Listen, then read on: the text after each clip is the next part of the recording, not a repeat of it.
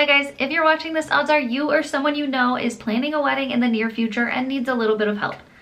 My name's Elise. I own a wedding planning company called Our Own Table Co, and I share free tips, tricks, resources, guides, and unique ideas on all of my social channels, so make sure you check those out as well. If that sounds like something you'd be interested in, hit that subscribe button and join our community that we are growing every single day.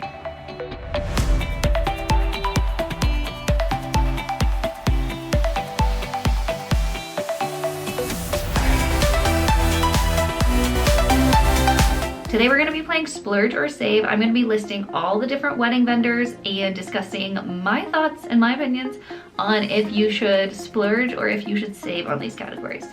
So let's get into it. First one is your wedding photographer. I would say without a doubt, absolutely splurge on this one. These are the photos you're going to look back on for years to come. You're going to be showing your kids, your grandkids, anyone that asks about your wedding day, you're gonna pull up photos of your wedding. However, I think a great photographer is definitely worth the investment. It really does make a difference on your wedding day. They'll help you create a timeline, a shot list. They'll keep you on track throughout the wedding day. And honestly, in this category, you do get what you pay for. And I'm not knocking anyone. I'm sure there's amazing photographers out there that are inexpensive, but in my experience, I've found that, again, you definitely get what you pay for. And I would splurge in this category if it was my wedding. Next we have videographer, and honestly I feel the same as I do about photographer, but that's just for me personally. I share a lot of videos and video content, so I obviously really value having good video, and I'm a big softie. I'm really sentimental. Wedding videos just get me. I don't know what it is.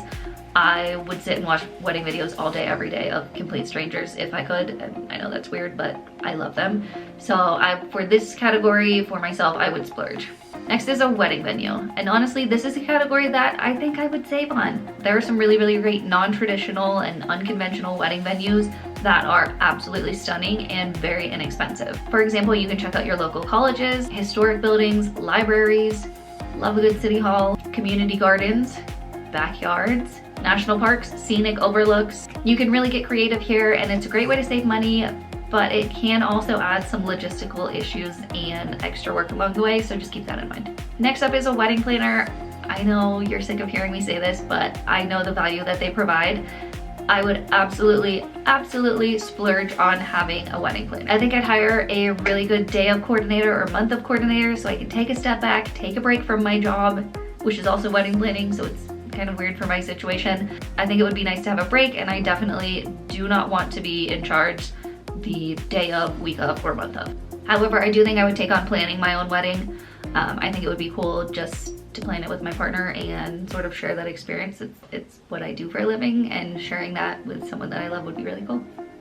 Next up is decor, and honestly this is another one that I really think that you could save on. There are so many great companies that you can buy in bulk from and then resell your items after your wedding. So for example, Dollar Tree has amazing candles and votives. IKEA is an amazing spot to get wedding decor. CV Linens is a great spot for linens. Wedding decor resale groups, wedding Facebook groups. A lot of people are selling lightly used wedding decor.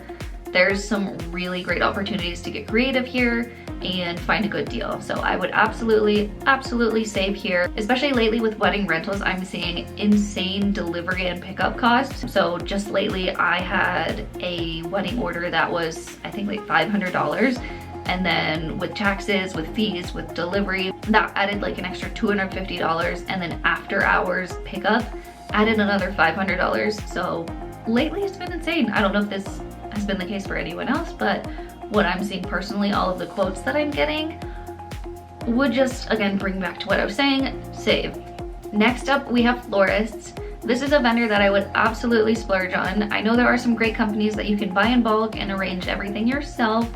However, I don't think that's something that I would be interested in. I don't want to be DIYing the whole week of my wedding or the night before my wedding. It's just not something that I would find value in or that I want to be focusing on. There's a certain art to floral arrangements, and I know that I can't replicate that, and I won't have time or energy to the week and few days leading up into my wedding day. So again, definitely would splurge there. This is a vendor where you're really exchanging time for money. I value my time, and I know that I'm gonna want to spend time with friends and family right before my wedding, so I would definitely find value in paying for that so I don't have to do it. Next up we have DJs. This is one that I'm kind of on the fence about. I definitely really value a good DJ. They're a game changer for your wedding day. You want to have a DJ that you know and you've seen in action, and you know that they're not gonna sort of cheese ball it up and take over your wedding day. So it's a very fine line. Like I said, when you do find an amazing DJ, it's really a game changer. So that being said, if I were able to book one of the DJs that I really love working with out here as a wedding planner, I would absolutely do that in a heartbeat. If for whatever reason they aren't available, or I decide to get married somewhere else and I don't know the DJs, I haven't worked with them, I haven't seen them in action, I don't know. I think I might save on this and maybe just do speakers and playlists. I know that sounds crazy, but I've seen some epic DJs and I've seen some really not good DJs, and I don't know that I'd want to roll the dice there. So yeah. Next up we have your catering vendor. Now this one again is kind of tricky. I feel like I would both save and splurge. I don't know that I would go with a traditional catering company. I think no matter where you're located, there are amazing sort of mom and pop shops where you can find really great people, quality food, and amazing service. And you also can get that for a really great price since they're a smaller company and not a full service catering company. I think this is a combination of a splurge and a save. I definitely know that I want really great food, but I know that there are options that I could utilize and find a really great vendor for an inexpensive price. I will say with finding a smaller company, there might be some added work needed on the couple's end. So they might not offer all rentals like a larger catered company would. They might not be able to set up all of your tables and chairs. There might be additional charges needed for staffing or bartending, all of that stuff. So just keep that in mind.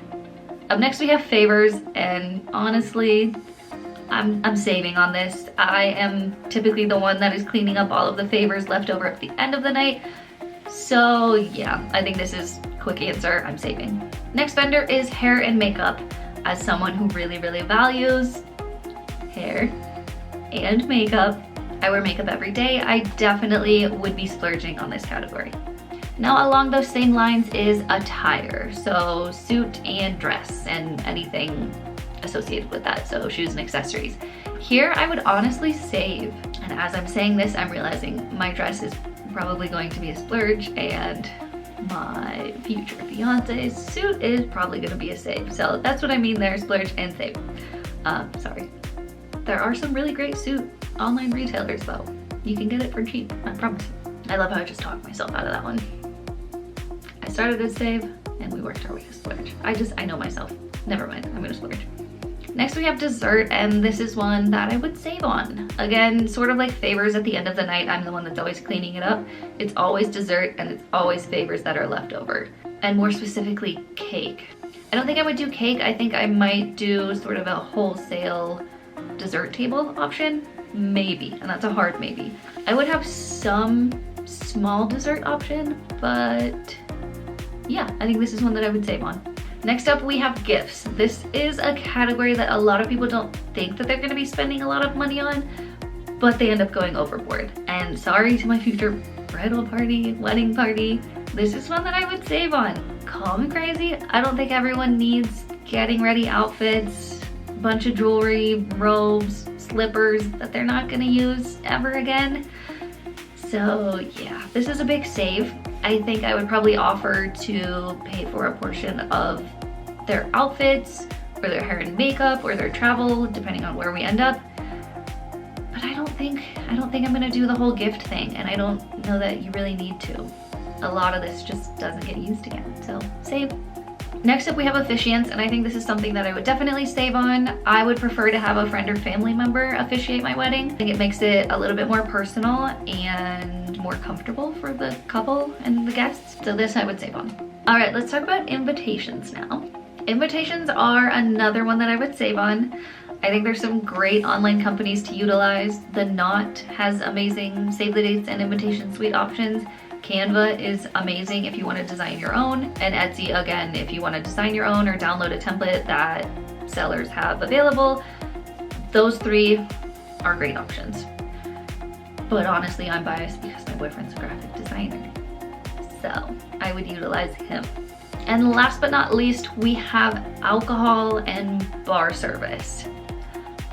I think this is another one that I would save on. There's some really great ways to save here. You can have a stock the bar party. You can have your friends and family bring you different types of alcohol and then serve it at your wedding.